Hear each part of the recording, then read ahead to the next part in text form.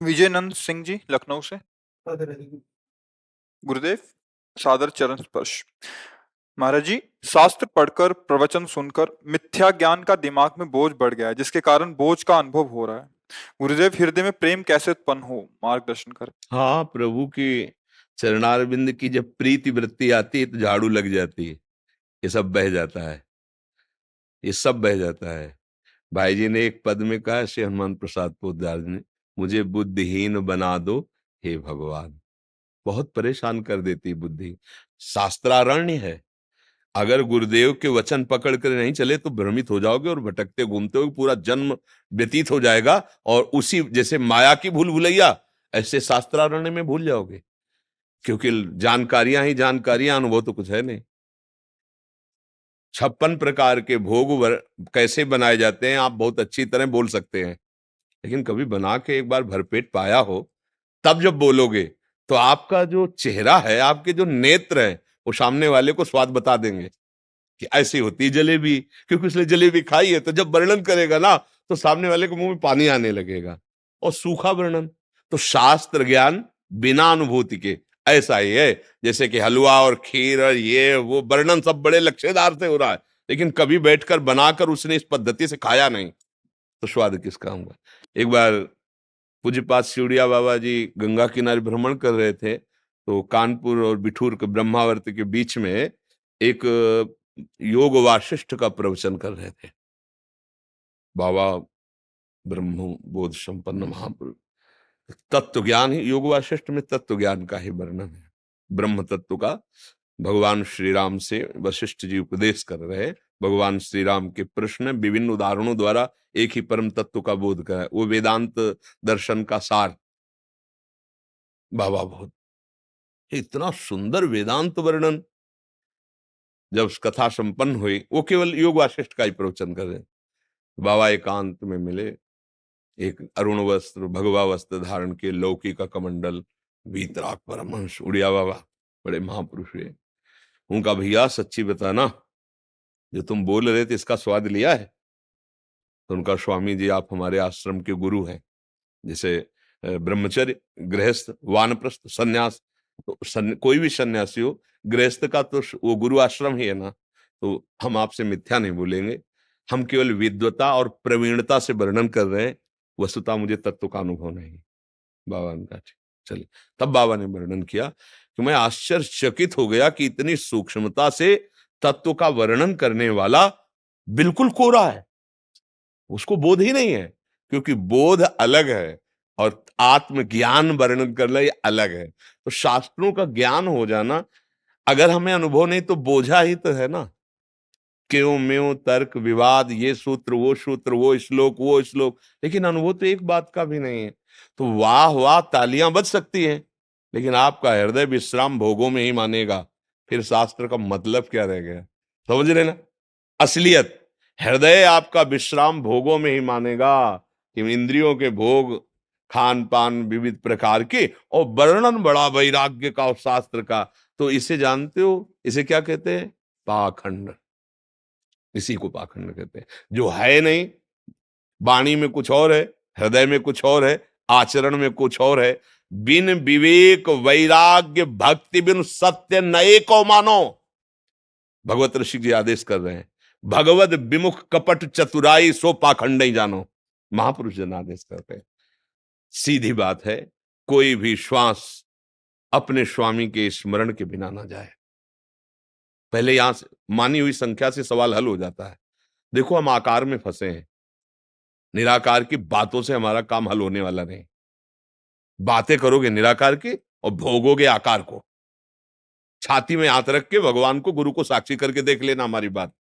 जो हम बातें करते हैं उनको देख लेना। जैसे मान लो कोई ये बात सुने, तो तर्क की जरूरत नहीं है, अपने गुरु को साक्षी करना और अपने उस आराध्य को साक्षी करना, चाहे निराकार मानना चाहे साकार, और फिर देख लेना बातें तुम करोगे निराकार की और फंसे होगे आकार में। भैया, आकार के द्वारा ही आकार की आसक्ति का त्याग करो। जैसे हमारे गुरुदेव आकार रूप में हैं, जो उपदेश कर रहे हैं उसी परम तत्व का, चाहे निराकार चाहे सगुण साकार, लेकिन उपदेश कहां से मिल रहा है? आकार से। हम अपना फसाव जो आकार में किए हैं, चाहे जिस वस्तु का आकार है, आप देखो बर्फी, गुलाब जामुन, रसगुल्ला, रबड़ी, आकार है ना, पहले आकार आता है ना। हम फंसे कहाँ हैं? आकार में। अब हम क्या करें? हमारे भगवान ने हमारी सारी फसावट दूर करने के लिए आचार्य रूप से, गुरु रूप से, इष्ट रूप से आकार धारण किया। वही राम, वही नारायण, वही हरि, वही कृष्ण, वही आचार्य, वही गुरुदेव। पकड़ो आकार को। जैसे कांटा लग गया हो तो उस कांटे को निकालने के लिए चाकू या तलवार की जरूरत नहीं है। किसी एक कांटे जैसे आकृति की ही, या तो कांटा या कांटे जैसे आकृति का ही हो सुई आदि, और उससे आराम से निकाल लो, कोई परेशानी नहीं पड़ेगी। तलवार से कांटा थोड़ी निकलेगा, बहुत है महिमा उसकी, बहुत है, लेकिन कांटा नहीं निकलेगा। हम फंसे जहां हैं, नाम रूप में फंसे हैं। स्पष्ट देख लो। हम क्या होता है कि ज्ञान झाड़ करके अपने को ज्ञानी साबित करते हैं, और स्थिति होती है कुछ और। आनंद भाई, किसको ठग रहे हो? किसको भुलावे में डाल रहे हो? हम अपने आप को भुलावे में डाल रहे हैं। हम आपको अपना को ज्ञानी सिद्ध करके, महान सिद्ध करके, और हमारे आचरण नहीं है, हमारी स्थिति नहीं, तो हम भुला किसको रहे हैं? अपने आप को भुला रहे हैं। धोखा किसको दे रहे हैं? हम अपने आप को धोखा दे रहे हैं। जो निराकार है वही साकार है, जो साकार है वही निराकार। जैसे मान लो भगवान नारायण को मानते हो, तो भगवान नारायण कहो ऐसी कौन सी जगह जहां नहीं है ना सर्वत्र? कोई कण ऐसा नहीं जहां भगवान नारायण हो। तो वहां क्या चतुर्भुज रूप से विराजमान है क्या? मान लो कहा एक कण में भी ऐसा नहीं कि भगवान ना हो। एक कण उठाया तो उसमें भी भगवान है। कहां भगवान है? बोले व्याप्त भगवान है। कौन भगवान है? बोले जिनका आकार नहीं है वो भगवान व्याप्त है। चराचर जगत, विष्णु माने व्याप्त, राम, रमा, कृष्ण सबको आकर्षित कर रहा, वही परम तत्व। अच्छा, जब इधर देखा चतुर्भुज शंख चक्र गदा पद्म धारण किए, तो वो कौन है? जो सब में अपनी महिमा से व्याप्त है, वही संपूर्ण महिमा ने रूप धारण कर लिया। अब हमारे लिए सरसता हो गई। अब उनके रूप का ध्यान करेंगे, उनके नाम का नारायण नारायण नारायण जप करेंगे, उनके चरणों की आराधना करेंगे, और जहां तन्मय हुए तो दो नहीं रह गए, एक हो गए। जो उधर वही इधर।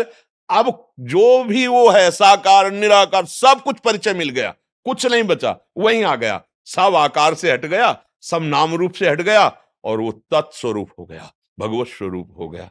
अगर आगे प्रेम भाव ज्यादा प्रकट हो रहा है, तो फिर एक होते हुए भी वो दासत्व में रहता है। जैसे जय विजय आदि हैं, ये भगवान ही है के स्वरूप ही है, इतना कम नहीं है, पर इतना कम ना होते हुए भी वो दासत्व में है।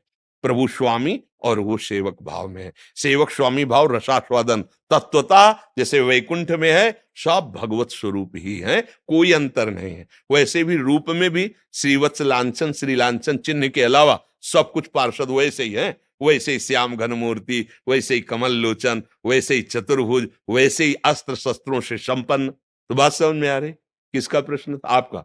हाँ, तो ये जो शास्त्र ज्ञान है, इसको हम अनुभव में लाएं। चाहे हमारा निराकार मार्ग हो, चाहे साकार हो, वो वही है जिसे प्रणव ओंकार कहा गया। वही राम है, वही कृष्ण है, वही हरि है। जिसको ये समझ में नहीं आया, तो अभी वो एक पक्ष को समझा। एक बार कई अंधे लोग थे, तो एक हाथी को देखा। वो भैया हाथी को समझ रहे हो? बोले पूरा समझ रहे हैं। बोले कैसा है? तो एक नेत्र वाला वहां खड़ा था। बोले हाथी, उसका पैर पकड़ा, बोले हाथी खंभे जैसा है।